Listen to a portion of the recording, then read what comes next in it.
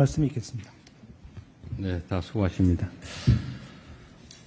부동산은 우리 사회 거의 모든 부분에 지대한 영향을 미치는 대한민국의 핵심 문제입니다. 사회적 자원이 장기간 부동산에 과도하게 집중되면서 양극화와 불평등을 심화시켰습니다. 또 부동산 거품도 더는 방치할 수 없는 수준입니다.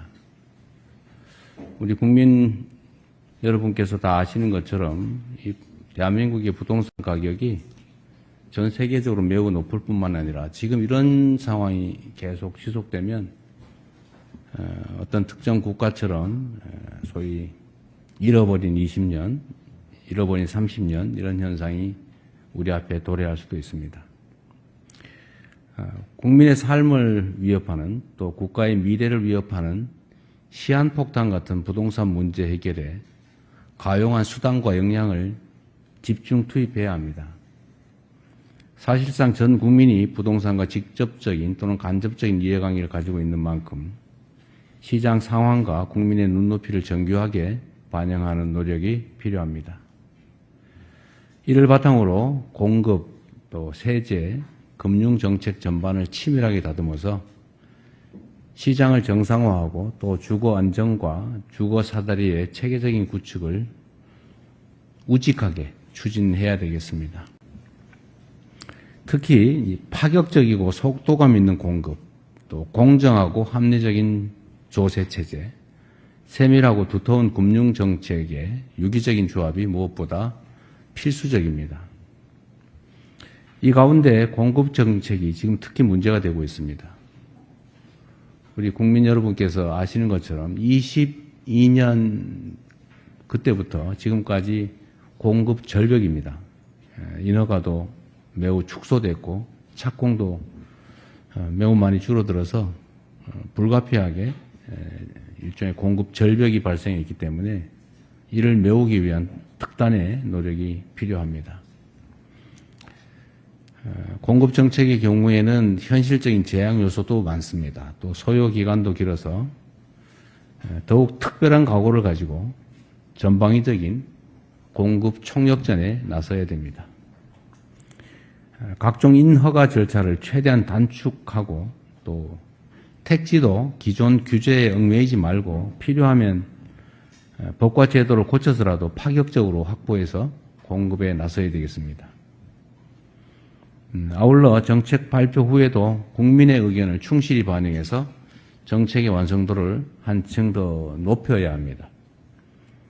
정책을 발표하면 이게 최종 정책이고 그것을 바꾸면 무슨 일관성이 없는 것처럼 또는 오락가락 이런 식으로 평가되는 것 때문에 잘 안 바꾸려고 합니다. 그런데 그것은 낡은 과거 방식이죠. 공직자, 공무원들이 100% 완벽한 존재일 수 없습니다.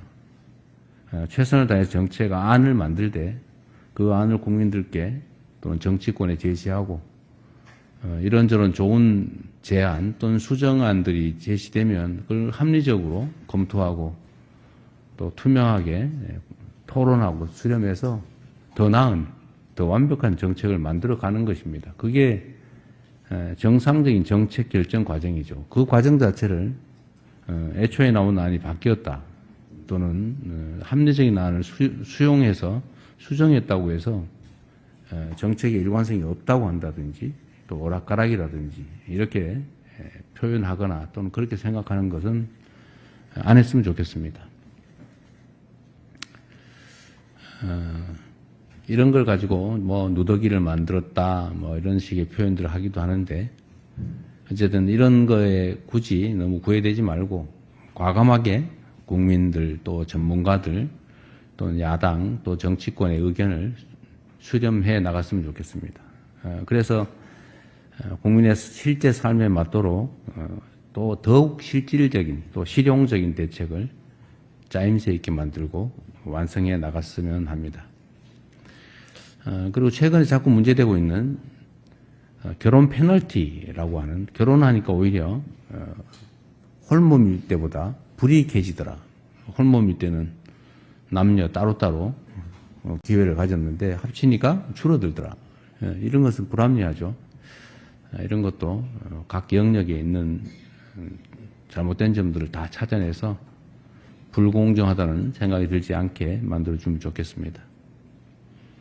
행정 편의적인 공급자 중심 사고에서 벗어나 국민의 시각에서 정책을 끊임없이 개선하는 게 진짜 유능한 행정입니다. 국민들께서 보다 안정된 주거 환경을 누리고 누구나 내 집 마련의 꿈을 이루어갈 수 있도록 정부가 할 수 있는 최선의 노력을 집중하도록 하겠습니다.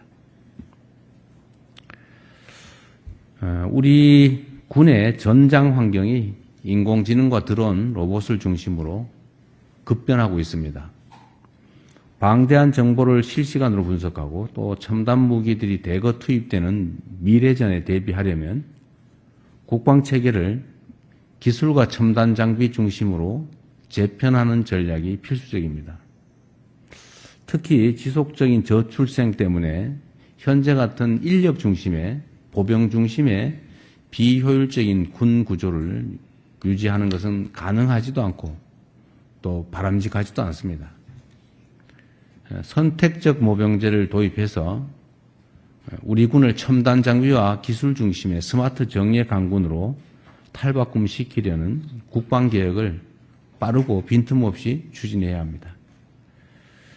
이 과정에서 중요한 것은 국방의 주역인 우리 청년들이 미래에 더 나은 삶을 계획할 수 있도록 제도를 재설계하는 것입니다. 군 경력이 좋은 일자리와 양질의 교육, 또 안정적 재산 형성의 밑거름이 될 수 있도록 정책을 촘촘하게 수립해 주면 좋겠습니다. 군 생활이 인생의 낭비 또는 손해라는 생각이 들지 않게 하는 게 우리 정부의 큰 책임이기도 합니다. 초급 간부들에 대한 처우 개선 역시 빠르고 과감하게 추진해 주기 바랍니다.